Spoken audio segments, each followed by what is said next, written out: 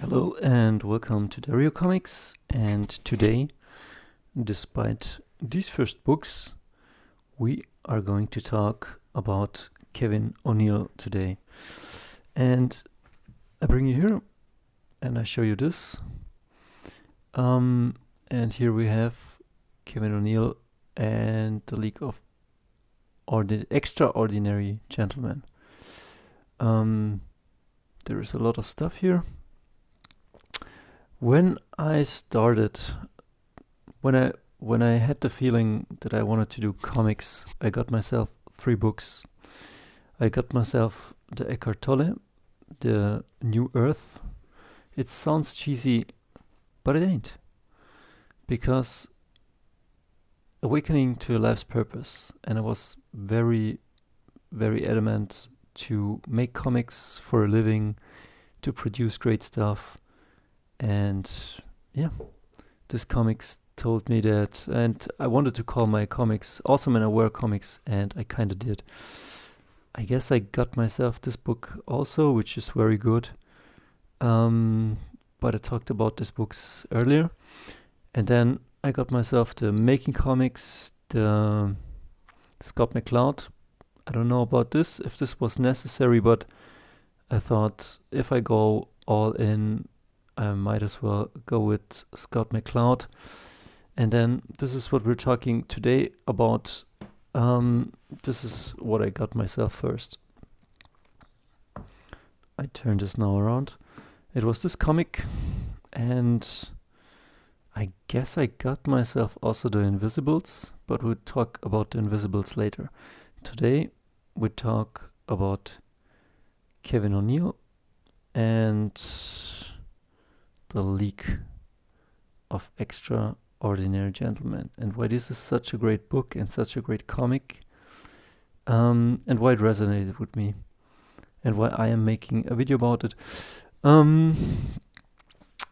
The purpose of this channel, I guess, will be that we will talk about the things that influenced me and how that helped me as an artist, and how that can help you as an artist, because you may not have the same gusto as I have, or maybe you resonate with other artists, but we will get there, because this is maybe something like comic school, like the school we never had. I mean, yes, there's the Andy Kubert school, but I only know Andy and Adam Kubert that draw really well. Maybe other people draw well. And I don't know where Kevin O'Neill came from. Like, he's a British guy, and I have in my closet right there some old 2000 AD comics that are great. We will look at them later. But today we will look at these.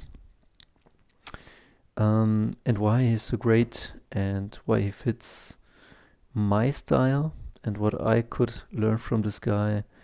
And Alan Moore. We talk separately about Alan Moore. I mean, the whole YouTube is full of Alan Moore and maybe also Kevin O'Neill. But if you join my channel or are on my channel, like, you can understand how my style shaped me, what storytelling elements shaped me, and why I find these comics great and others not so great. So every comic I have, or every book I have, in my eyes, is great, because I wouldn't have kept it. I would have sold it to make a room for different things. And now we're going to take a look and why this is so cool. Let's see, let's make it a bit brighter. Okay. So, first of all, what do I like about Kevin O'Neill? I don't know if it's just Kevin O'Neill or Kevin O'Neill and Alan Moore, but it's just really efficient and clear and beautiful storytelling, and yeah, like in these first pages we don't see very much. Like it's a great story though. You get introduced to the story world, and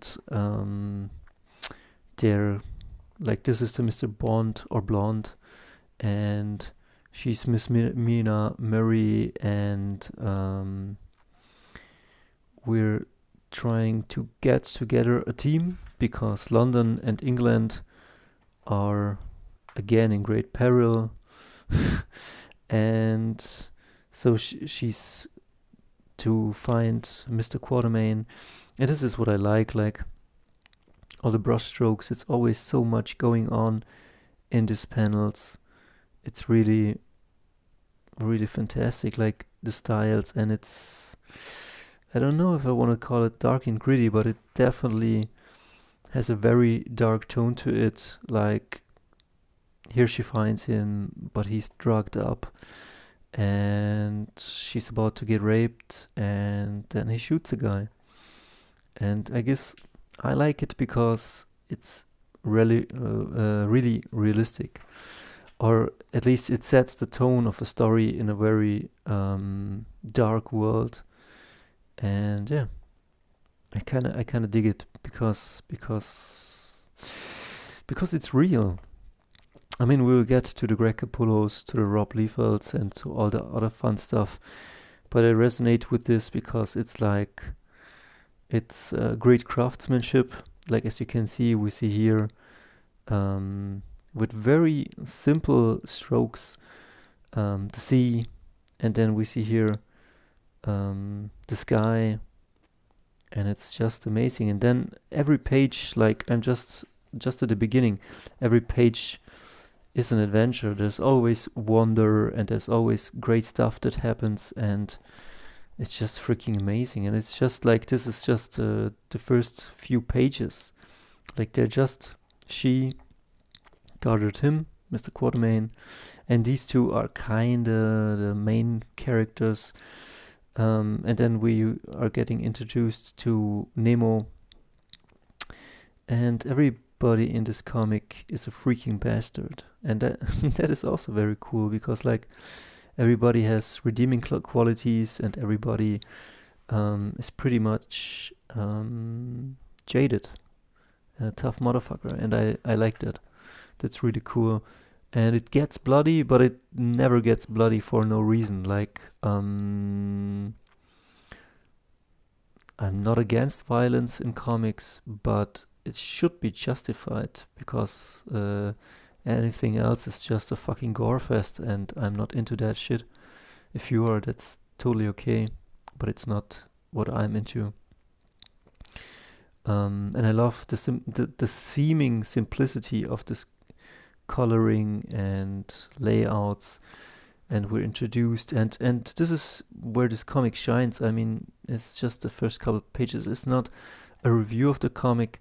It's just like, if this was a comic school, I would point out, check out this guy if you like what you see. And it's great storytelling, and it's a great world building, and yeah, and then he passes out.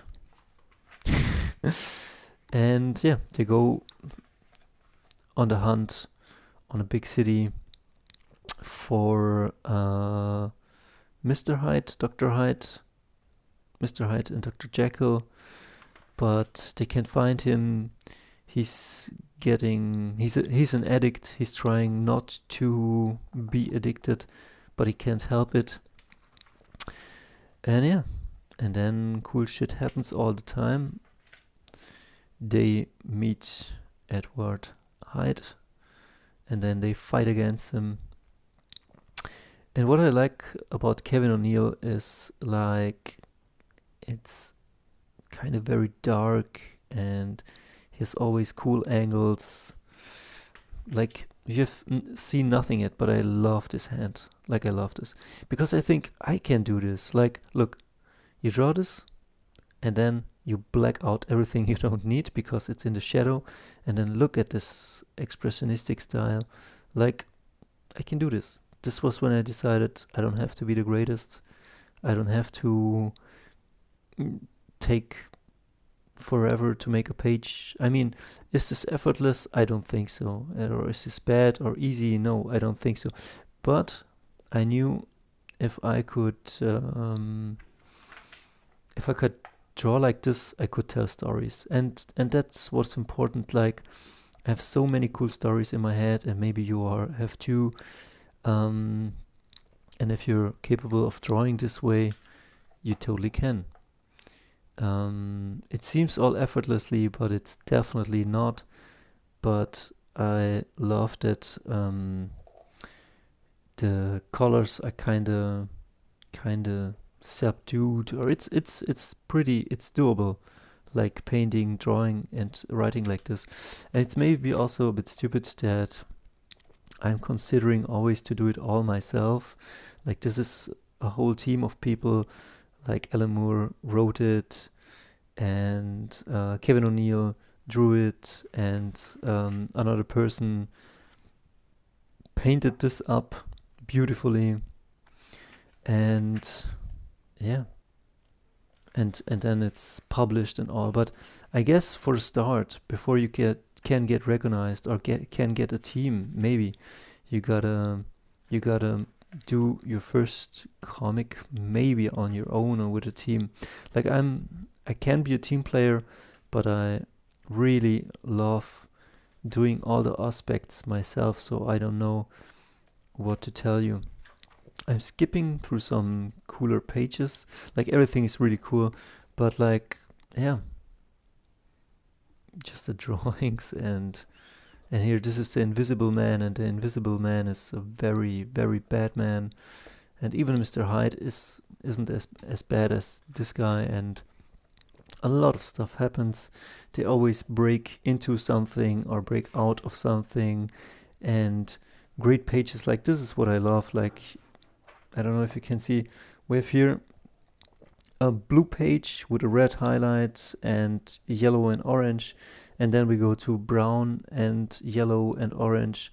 Like, it's kind of like it swaps, it changes. Like, also the colorist is playing with the moods, and then we enter this green room, and then all of a sudden we have all like green stuff. Like, you can learn a lot from this comic. And like I said, like, I want to keep this videos really short.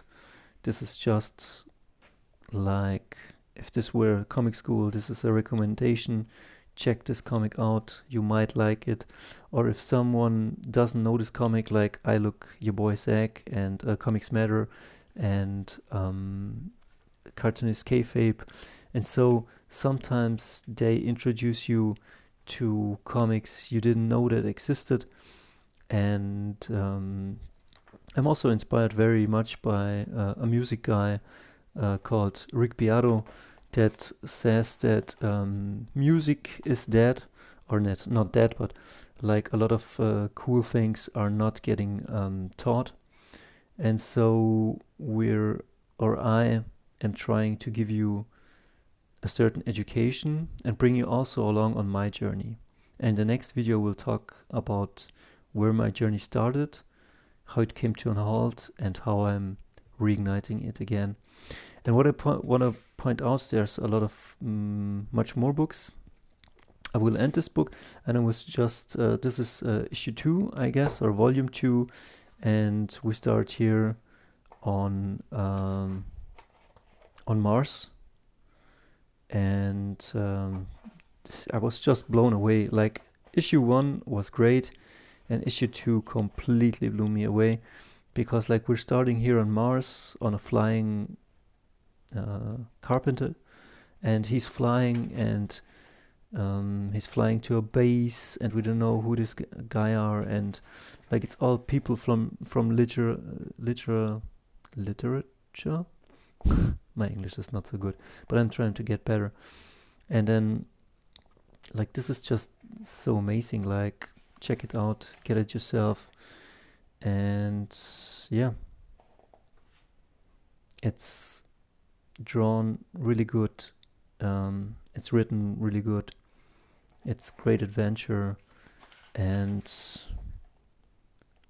they are gathering here on Mars for the final battle. This is John, which John? John Carter of Mars, I guess. Yes, and the other guy is Gulliver, or I don't know. And then they're gathering for the last battle against something that took Mars and is changing Mars and killing the people or creatures there. And then we get this picture, like boom, from the Earth, this thing shoots up. And yeah, maybe I gotta do a review on this issue, and we go into depth. Like I said, I'm just starting this channel, but yeah, this is a great issue. The drawings, the paintings, the story, I mean, I was just blown away by everything. And yeah, and also the plots and twists and the nudity, it's all good.